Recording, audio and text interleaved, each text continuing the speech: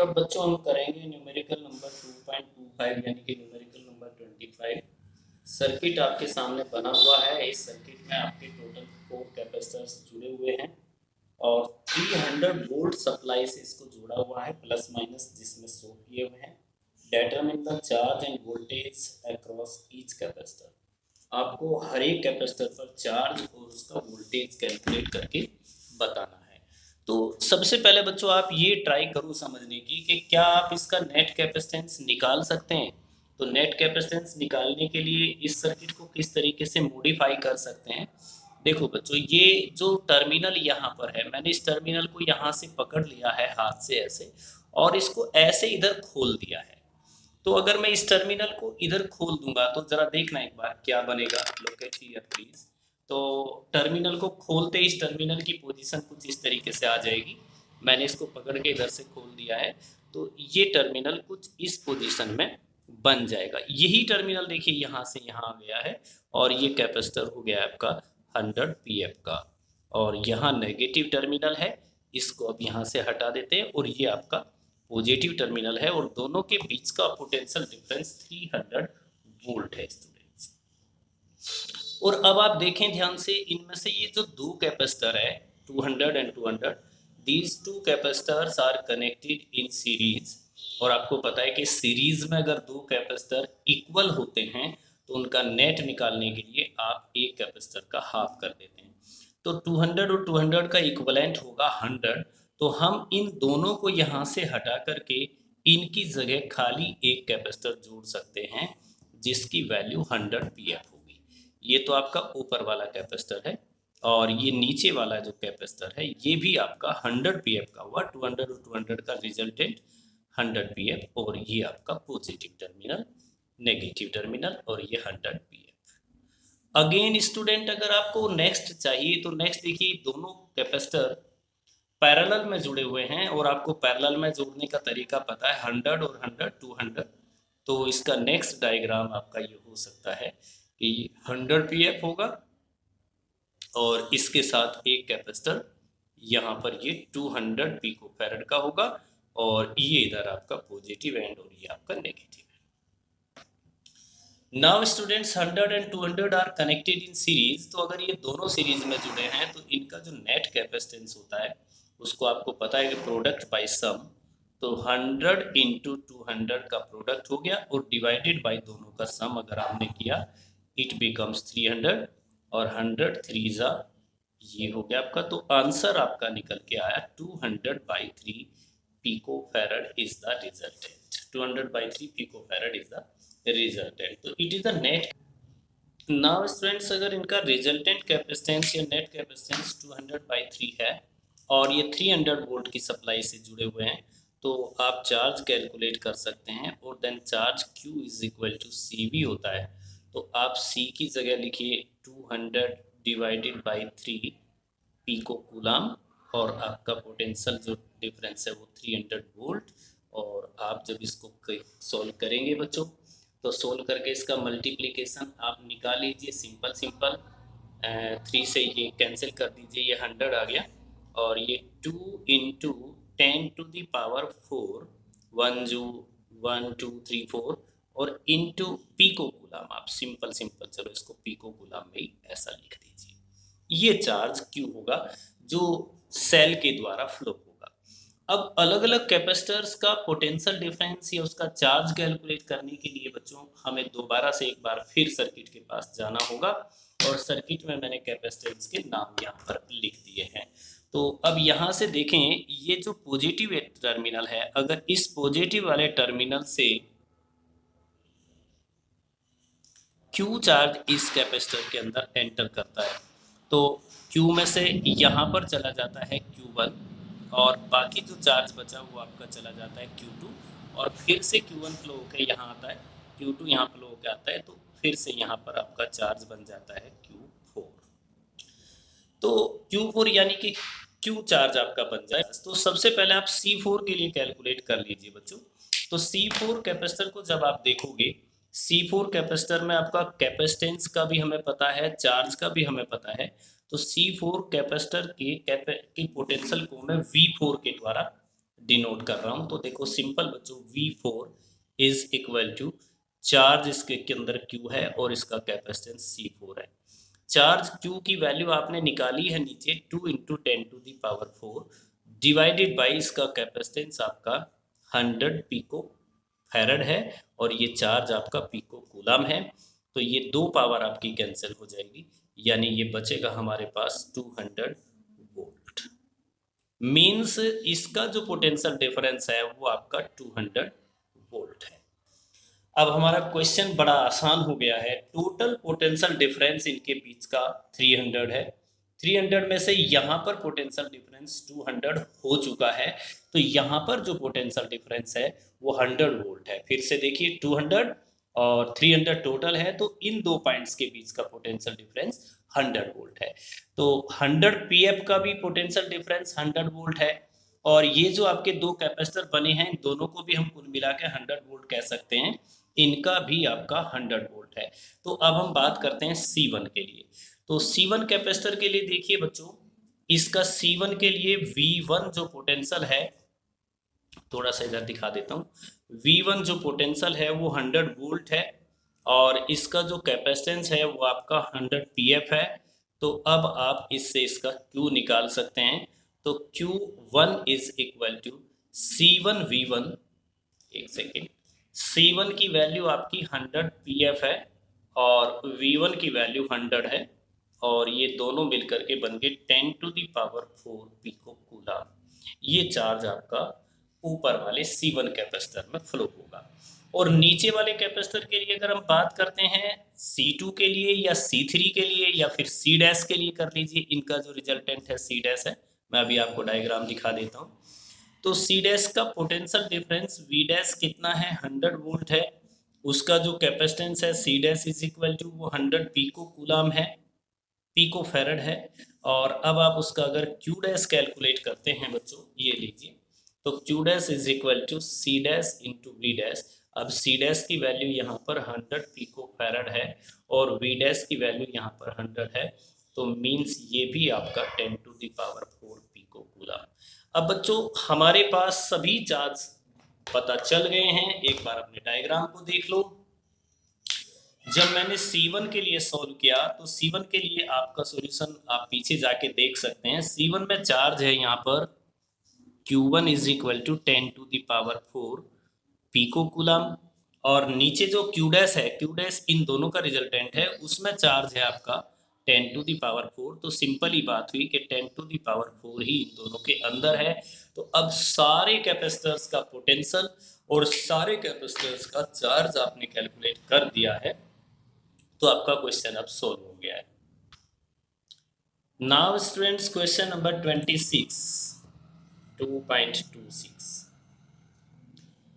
The plates of a parallel plate capacitor have an area 90 centimeter square, यानी A is equal to 90 centimeter square और are separated by 2.5 mm। तो दोनों plates के बीच की distance आपकी 2.5 mm। बच्चों जब इन वैल्यूज़ को हम यूज़ करेंगे तो मुझे ज़रूरत पड़ेगा इसको मीटर में कन्वर्ट करने का। तो A is equal to 90 into 10⁻⁻4 metre square और D is equal to 2.5 mm मतलब 10⁻³ मीटर। ये मैंने पहले ही SI सिस्टम में कन्वर्ट कर लिए हैं। The capacitor is charge by connecting it to 400 volt supply. इस कैपेसिटर को आप 400 वोल्ट सप्लाई से जोड़ करके चार्ज कर देते हैं। तो ये कह रहा है how much electrostatic energy is stored into the capacitor. तो बेटा इलेक्ट्रोस्टैटिक एनर्जी का फॉर्मूला होता है 1/2 into CV²। Here the value of V is given, we have to find out the value of C, and C क्या होता है आपका, C is equal to ε0 A divided by D। Here the value of ε0 is 8.86 into 10⁻⁻12 and the value of A 90 into 10⁻⁻4 and divided by D 2.5 into -3. It can be solved by very easy calculation. 8.86 into 90 divided by 2.5 into 10 की power -12 and -4 -16 और ये 3 power ऊपर चली गई +3. तो जब आप इस कैपेसिटेंस की वैल्यू को आप निकालोगे बच्चों, तो जो भी वैल्यू आपके पास कैपेसिटेंस की आएगी उस वैल्यू को हम आगे रिप्लेस कर. तो स्टूडेंट्स ये जो सी की वैल्यू है हम इसको एज इट इज यूज कर लेंगे. U इज इक्वल टू होता है half into C into V square. So it is half into C की वैल्यू आपकी 8.86 into 90 divided by 2.5 into 10 to the power -13. Sorry बेटा आपको स्क्रीन दिखाई नहीं दी है, मैं देख नहीं पाया. और into V square. Here V is equal to 400 volt, तो इट इज़ 400 स्क्वायर. आप इसको आराम से कैलकुलेट करिए बैठ के आराम से. जो भी मेथड आपको ऐसा लगे कि आप कर सकते हैं वो कर लीजिए, और जो भी आपका आंसर आता है वो u इज इक्वल टू हो जाएगा 2.55 into 10 to the power -6 joule. इसके बाद इसका बच्चों बी पार्ट चाहिए. B part, view this energy as stored in the electrostatic field between the plates. इसकी व्यू को, इसको ध्यान में रखते हुए आप इलेक्ट्रोस्टैटिक फील्ड के अंदर जो एनर्जी स्टोर होती है उसको कैलकुलेट कीजिए. Hence arrive at a relation between small you and magnitude of electric field capital E. मतलब अब आपको एनर्जी डेंसिटी इस रिजल्ट की हेल्प से निकालनी है. तो बच्चों अगर इस रिजल्ट की हेल्प से एनर्जी डेंसिटी कैलकुलेट करनी है तो आपको एनर्जी डेंसिटी का फॉर्मूला सभी बच्चों को पता है. U is equal to total energy divided by volume होता है. तो टोटल एनर्जी आपने जो कैलकुलेट की है it is 2.55 into 10 to the power -6 और divided by volume area into distance. So small u is equal to 2.55 into 10 to the power -6 joule divided by area आपका 90 into 10 to the power -4 और d आपका 2.5 into 10 to the power -3. ये आपकी energy density हो गई. और इस energy density की वैल्यू आती है यहाँ पर 0.11 जूल पर मीटर क्यूब. अब बच्चों चाहो तो इससे आप फॉर्मूला भी बना सकते हो जो मैंने आपको डेराइव करके दिखाया हुआ है आर्टिकल्स में. तो उस आर्टिकल के बेस पर आप इसका फॉर्मूला यहाँ पर डेराइव करके दिखा सकते हो. जो स्मॉल u का फॉर्मूला होता है 1/2 epsilon naught into E square. यहाँ अगर मैं इसको डेराइव करता हूँ तो it is wastage of time. Video का टाइम आपका बढ़ेगा. बाकी मैंने आर्टिकल में आपको करवा रखा है तो आप वहाँ देख सकते हैं. Now students, numerical number 27. A 4 mu F capacitor is charge to 200 volt supply. हमारे पास एक 4 म्यूएफ का कैपेसिटर है और इसको हम 200 वोल्ट सप्लाई तक चार्ज करते हैं. V is equal to 200 volt. बच्चों अगर इतना ही क्वेश्चन पढ़ने के बाद हम इतना काम कर लें कि हमने चार्ज उसको किया है तो Q इज इक्वल टू आप जानते हैं CV.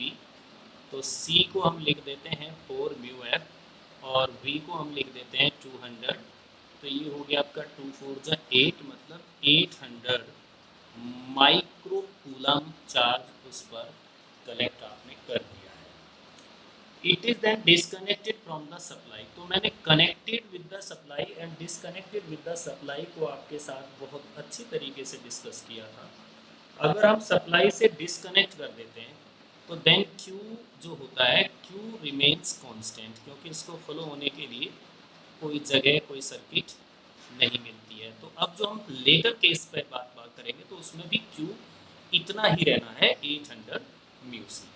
चलिए फिर क्या करते हैं. And is connected to another uncharged capacitor 2 mu F. इसको एक दूसरे कैपेसिटर के साथ जोड़ देते हैं। जैसे ये आपका कैपेसिटर 4 म्यू एफ है और इसी को आप एक दूसरे कैपेसिटर के साथ 2 म्यू एफ के साथ जोड़ देते हैं। तो now student the C becomes, चलो सी डैश कह लीजिए, सी क्योंकि मैंने पहले सी लिखा हुआ है, C becomes 4 mu F plus 2 mu F and it is students 6 mu F. तो अब जो उसका कैपेसिटेंस बन गया है वो 6 म्यू एफ बन गया है। चार्ज वही है जो पहले था, तो अब जो नया पोटेंशियल बनेगा वो वी डैश बनेगा, और जो नया पोटेंशियल आप निकालेंगे बच्चों तो वो नया पोटेंशियल आपका बनना है वी डैश, और V dash is equal to Q तो वही है divided by C dash. Q is equal to 800 mu C और डिवाइडेड बाई सी डैश आपका 600 म्यू एफ। तो आंसर आपका आ गया V dash is equal to 800 divided by 6 volt, और इसको अगर आप 2 से डिवाइड कर लें तो 400 by 3 volt is the new potential. अब ये कहता है how much electrostatic energy of the first capacitor is lost in the form of heat and electromagnetic radiation. यानी ये आपसे कैलकुलेट करवाना चाहता है लॉस ऑफ एनर्जी। तो लॉस ऑफ एनर्जी निकालने का formula del U is equal to U one minus U two. अब यू वन और आपका यू टू बहुत आराम से आप कैलकुलेट कर सकते हैं। कैसे, ज़रा देख लीजिए। Del U is equal to U one होगा हाफ सी वी स्क्वायर और यू टू होगा half C dash V dash square. दोनों में से आप हाफ कॉमन ले लेते हैं। सी की वैल्यू पहले केस में 4 म्यू एफ, आप चलिए 4 म्यू एफ ही लिख दीजिए, म्यू एफ में लिख लीजिए। वी स्क्वायर की वैल्यू आपका पहले पोटेंशियल 200 है, तो ये 200 स्क्वायर माइनस ये आपका हाफ, बाद में जो आपका कैपेसिटेंस बना है वो 6 म्यू एफ यानी कि 6, और पोटेंशियल जो बना है वो 400 डिवाइडेड बाई 3 का होल स्क्वायर बना है। तो जब इसको आप कैलकुलेट करेंगे तो आपको एनर्जी का लॉस पता चल जाएगा। उन दोनों कैपेसिटर को जोड़ने से इतनी एनर्जी का लॉस हो गया है। Now students question number 2.28, show that the force on each plate of the parallel plate capacitor has a magnitude equal to half QE। हमें ये शो करना है कि कैपेसिटर की पैरेलल प्लेट के बीच का जो फोर्स होता है वो हाफ इंटू QE के बराबर होता है। ये प्रूव करना है हमें कि जो आपका फोर्स है वो हाफ इंटू QE के बराबर होता है। चलिए, it has a magnitude, Q is the charge on the capacitor and is the magnitude of electric field between the plates। इसमें Q उसकी हर एक प्लेट पर चार्ज है और E उसके बीच का इलेक्ट्रिक फील्ड है। Explain the origin of factor 1/2, और इसके साथ साथ ये भी बताना है कि ये 1/2 फैक्टर क्यों आता है, जबकि फोर्स का फॉर्मूला तो F is equal to Q है। It is very beautiful question students. आपके पास एक पैरेलल प्लेट कैपेसिटर है इस तरीके का, ये देखिए। अब इस पैरेलल प्लेट कैपेसिटर में इस प्लेट पर पॉजिटिव क्यू चार्ज है और यहाँ वाले इस प्लेट पर नेगेटिव क्यू चार्ज है। मीन्स यहाँ plus Q charge uniformly distribute है और यहाँ पर minus Q charge uniformly distribute है। तो इट इज़ क्वाइट ऑब्वियस कि दो कंडक्टर अगर अलग अलग नेचर का चार्ज रखते हैं तो उनके बीच में फोर्स ऑफ अट्रैक्शन जरूर होगा। तो अब वो फोर्स ऑफ अट्रैक्शन कितना होगा, यानी दोनों प्लेट्स एक दूसरे को कितने फोर्स से अट्रैक्ट करेंगी, इसको हमें निकालना है। मान लीजिए बच्चों ये डी डिस्टेंस है। अब देखिए हम करते क्या है उसको निकालने के लिए, ये पहले इसको आप ये ऐसा समझ लो तब करते हैं। अब आप ये समझ लो कि इसके बीच का जो ये स्पेस है, दोनों प्लेट्स के बीच का स्पेस, इस पूरे स्पेस में इलेक्ट्रिक एनर्जी स्टोर है और उस एनर्जी की जो डेंसिटी होती है उसको स्मॉल यू कहते हैं। स्मॉल यू मतलब पर यूनिट वॉल्यूम, एक यूनिट वॉल्यूम में 1 मीटर क्यूब वॉल्यूम में जो एनर्जी स्टोर है वो स्मॉल यू है। अब हम क्या करते हैं बच्चों, अब हम इस प्लेट को फोर्स लगा करके इधर खींचने की कोशिश करते हैं। अब चूंकि इस प्लेट पे एक फोर्स इधर भी लग रहा है इसके अट्रैक्शन के कारण, तो आपको अगर इसे इधर डिस्प्लेस करना है तो कम से कम इस फोर्स के बराबर आपको फोर्स लगाना होगा। अगर आप इससे कम फोर्स उधर लगाते हैं तो आप प्लेट को डिस्प्लेस नहीं कर सकते। तो मिनिमम जो फोर्स आपको लगाना पड़ेगा वो इसके इक्वल लगाना पड़ेगा, और आपने इस फोर्स को लगा करके इस प्लेट को यहाँ तक डिस्प्लेस कर दिया है। ये वही एफ फोर्स है, आपने एफ फोर्स को लगा के यहाँ तक डिस्प्लेस कर दिया। अब डिस्प्लेस करने से ये पॉजिटिव प्लेट यहाँ पर है, नेगेटिव यहाँ चली गई है, तो ये जो स्पेस बढ़ गया है, ये जो वॉल्यूम बढ़ गया है, अब इसमें भी एनर्जी स्टोर होगी। यूनिट वॉल्यूम में कितनी होती है यू, तो इस पूरे वॉल्यूम में कितनी एनर्जी स्टोर होगी, जितनी एनर्जी इस पूरे वॉल्यूम में हो जाएगी स्टोर, वो एनर्जी इस कैपेसिटर की बढ़ गई है। पहले कम थी, अब एनर्जी बढ़ गई है, और बढ़ किसकी वजह से गई है, इस फोर्स की वजह से। आपने फोर्स लगाया तो वर्क करना पड़ा, और उस वर्क के कारण ये एनर्जी बढ़ गई है। तो अब इस एनर्जी को, जो एनर्जी बढ़ी है, इसको हम दो प्रकार से कैलकुलेट कर सकते हैं।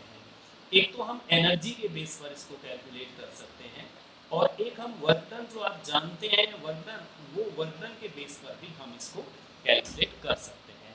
मान लीजिए हमने बच्चों ये डेल एक्स डिस्टेंस तक इधर डिस्प्लेस किया है, तो हम सबसे पहले देख लेते हैं work done. Work done in displacing, work done in displacing the plate.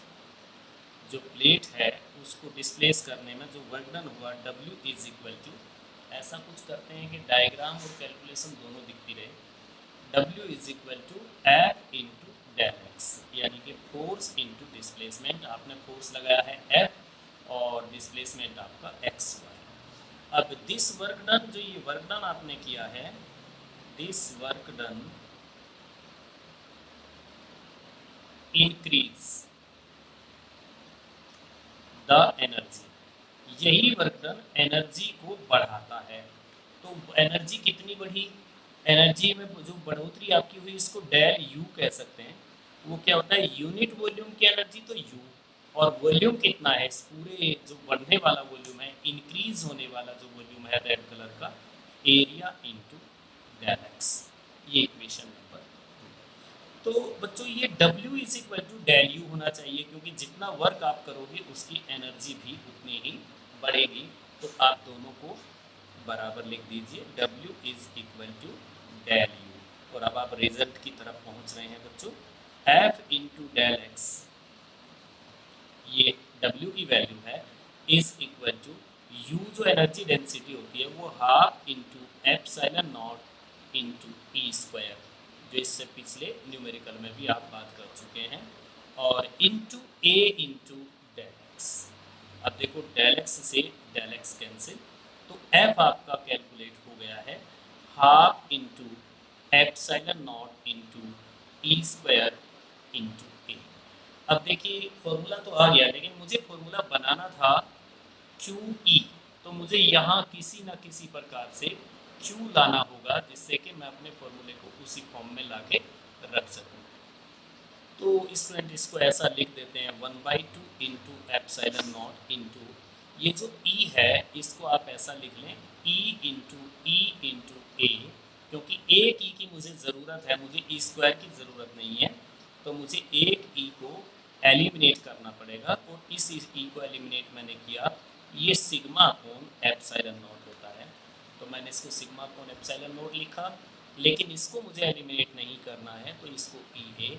अब देखिए इससे ये कैंसिल हो गया, और ये बचा हमारे पास हाफ इंटू सिग्मा इंटू ए इंटू ई। और आपको तो पता है बच्चों के sigma is equal to Q upon A होता है, और अगर sigma is equal to Q upon A होता है तो Q is equal to sigma A, यानी कि यहाँ पर हम क्यू लिख सकते हैं। अगर प्लेट्स पर चार्ज स्मॉल क्यू है तो आप इसको स्मॉल क्यू ई लिख सकते हैं, और अगर प्लेट्स पर चार्ज कैपिटल क्यू है तो बच्चों आप इसको half into capital Q into E लिख सकते हैं। तो it is the force between the two plates of the capacitor. अब बात करते हैं कि इसमें 1/2 क्यों आ जाता है। 1/2 आने का कारण क्या है। देखो बच्चों, just outside the charge conductor के बाहर जो फील्ड होता है ई, और इनसाइड कंडक्टर फील्ड होता है जीरो। तो हम क्या करते हैं, हम कंडक्टर के लिए इलेक्ट्रिक फील्ड का एवरेज लेते हैं। एवरेज मतलब जीरो और ई का एवरेज, और जब जीरो और ई का एवरेज हम निकालते हैं तो it becomes E by two. तो इसलिए ये फैक्टर आपका 1/2 यहाँ पर आ जाता है। Now students, question number 29। A spherical capacitor consists of two concentric spherical conductors. एक स्फेरिकल कैपेसिटर के अंदर दो कंसेंट्रिक स्फेरिकल कंडक्टर्स होते हैं, ठीक है। Held in position by suitable insulating support, वो सूटेबल इंसुलेटिंग सपोर्ट के द्वारा हेल्ड यानी रखे जाते हैं, as shown in following figure, नीचे फिगर बनी हुई है। So that the capacitance of a spherical capacitor is, तो आपको ये शो करना है कि C is equal to 4πε0 R1 R2 और divided by R1 minus R2। आपको ये प्रूव करके आपको दिखाना है। तो जब बच्चों इसको हम प्रूव करेंगे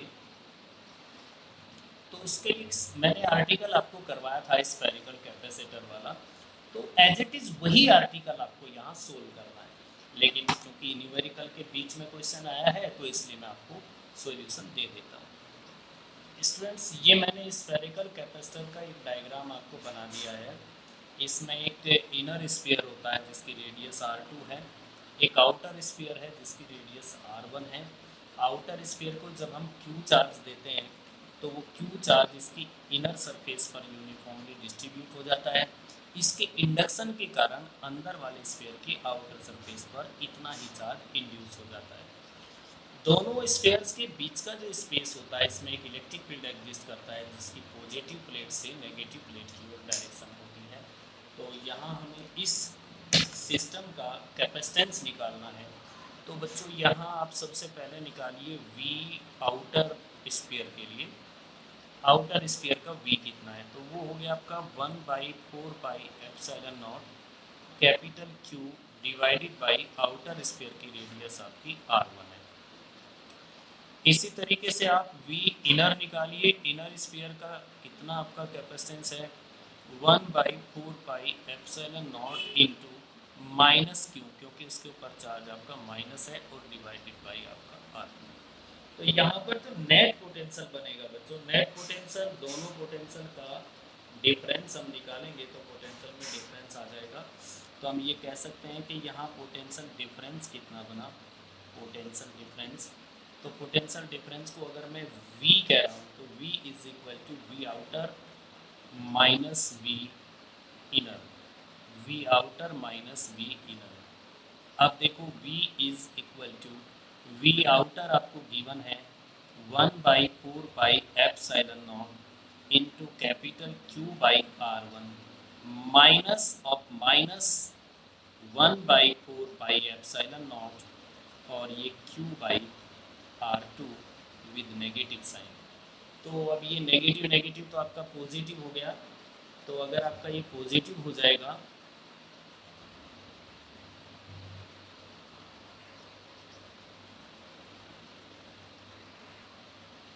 सॉरी स्टूडेंट्स, मुझे पोटेंशियल डिफरेंस जब निकालना है तो पोटेंशियल डिफरेंस निकालने के लिए मुझे V outer plus V inner करना है, क्योंकि ये टोटल पोटेंशियल होता है वो V1 प्लस V2 होता है। तो यहाँ पर ये 1/4 Q भी कॉमन ले लो आप, Q/4πε0 कॉमन हो गया, और ये बच गया हमारे पास 1/R1 माइनस 1/R2। तो V और Q यहाँ है, ये हम यहाँ से निकाल सकते हैं Q/V। Q/V is equal to 4πε0 R1 R2 divided by R1 minus R2, और इसको हम C कह सकते हैं। तो C इज इक्वल टू वो 4πε0 R1 R2 और divided by R1 minus R2। ये ध्यान रखना है कि हमें बड़े वाली रेडियस में से छोटे वाली रेडियस को सब्ट्रैक्ट करना है, और अगर आपका बड़ी रेडियस में से छोटा रेडियस नहीं घट रहा है, R2 माइनस R1 आ जाता है, तो आप नेगेटिव साइन को नेगलेक्ट कर देंगे, छोड़ देंगे। क्योंकि कैपेसिटेंस कभी नेगेटिव नहीं होता है। Now students, numerical number 30, a spherical capacitor has an inner sphere of radius 12 cm and outer sphere of radius 13 cm। आप इनमें से एक रेडियस को R1 मान सकते हैं 12 सेंटीमीटर और दूसरी रेडियस को आप 13 R2 मान सकते हैं। अगर आपको इस डाटा को मीटर में कन्वर्ट करना है तो 12 इंटू 10⁻⁻2 मीटर, और इसी तरीके से R2 is equal to 13 into 10⁻⁻2 metre आप कन्वर्ट कर सकते हैं। फिर ये कहता है कि the outer sphere is earthed and the inner sphere is given a charge 2.5 mu C. आप एक स्फीयर को यहाँ चार्ज 2.5 म्यूसी देते हैं, तो ये स्फेरिकल कैपेसिटर बन गया बच्चों। आपको इस स्फेरिकल कैपेसिटर का कैपेसिटेंस कैलकुलेट करना है, जबकि उनके बीच का space k is equal to 32 से फील्ड है। तो ए पार्ट में आपको इसका कैपेसिटेंस निकालना है, जिसका फॉर्मूला अभी अभी आपने लिखा 4πε0 R1 R2 divided by large radius minus small radius means R2 minus R1। अब इसमें आप वैल्यूज रिप्लेस करिए। 4πε0 की जो वैल्यू होती है वो 1/9 इंटू 10⁻9 होती है, और R1 R2 आप लिख देंगे। R1 है 12 इंटू 10⁻⁻2 और R2 आपकी 13 into 10⁻⁻2 divided by R2 minus R1। It means ये आपका 13 इंटू 10⁻⁻2 माइनस 12 इंटू 10⁻⁻2, और ये स्टूडेंट 13 और 12 को आप मल्टीप्लाई कर लीजिए, ये 156 इंटू 10⁻⁻2 और -2 माइनस के 4 divided by 9 into 10⁻9 into 13 into 10⁻2 में से 12 इंटू 10⁻2 को सब्ट्रैक्ट करेंगे तो केवल 10⁻2 यहाँ पर बच जाएगा। अब सब पावर्स आप एक साथ इकट्ठा कर लीजिए। 156/9 इंटू 10⁻4, और ये 9 पावर ऊपर गई -9 और ये 2 पावर ऊपर गई तो +2। It is your answer. इसके बाद बच्चों इसके बी पार्ट में हमसे चाहिए इनर स्फीयर का पोटेंशियल डिफरेंस। तो स्टूडेंट आपने अभी क्वेश्चन में पढ़ा कि outer sphere is earth. Outer sphere आपका अर्थ है, उसको अर्थ कर रखा है। तो वी आउटर आउटर स्फीयर का जो पोटेंशियल होगा वो 0। तो जो इनर स्फीयर का पोटेंशियल डिफरेंस होगा वो सिंपली आप कर सकते हैं V is equal to Q/C। अब इसमें Q आपको कितना मिला है 2.5 इंटू 10⁻⁻6, जो ऊपर मैंने वैल्यू लिख दी है, और C की वैल्यू आपकी यहाँ अभी आ गई है 156/9 इंटू 10⁻⁻4 और -9 -13 और +2 यानी 10⁻11। अब इसको आप आराम से कैलकुलेट कर सकते हैं। नाउ स्टूडेंट्स इसका थर्ड पार्ट है कि इस कैपेसिटेंस को आप एक आइसोलेटेड स्फीयर के कैपेसिटेंस से कंपेयर कीजिए जिसकी रेडियस 12 सेंटीमीटर है। आपको पता है capacitance of isolated sphere, capacitance of isolated sphere, तो जो आइसोलेटेड स्फीयर होता है उसके कैपेसिटेंस का फॉर्मूला होता है C is equal to 4πε0 R, और आपने R1 लिखा है 12 सेंटीमीटर को, तो 4πε0 R। और जो कैपेसिटर है, कैपेसिटर का कैपेसिटेंस जो आपने लिखा है, कैपेसिटर का कैपेसिटेंस आपका, चलिए इसको C डैश कह देते हैं, इसको C, वो आपने लिखा है 4πε0 R1 R2 divided by R2 minus R1। अब स्टूडेंट इसको कंपेयर करना है, तो जब आप इसको कंपेयर करोगे तो आपको दोनों कैपेसिटेंस डिवाइड करने पड़ेंगे। तो आप ऐसा करिए C डैश बाई C निकाल लीजिए, या फिर C बाई C डैश, एक ही बात है। सी डैश है बच्चों आपका 4 पाई एप्सिलॉन नॉट R1 और आपको सी से डिवाइड करना है तो इसको रिवर्स करके लिख दीजिए R2 minus R1 divided by 4 pi epsilon not R1 R2। अब देखिए ये कैंसिल हो गया और R1 से R1 भी कैंसिल हो गया और आंसर आपका बचा R2 minus R1 divided by R2 और R2 minus R1 13 centimetre minus 12 centimetre और डिवाइडेड बाई 13 सेंटीमीटर, तो ये रेशो बन गया 1/13।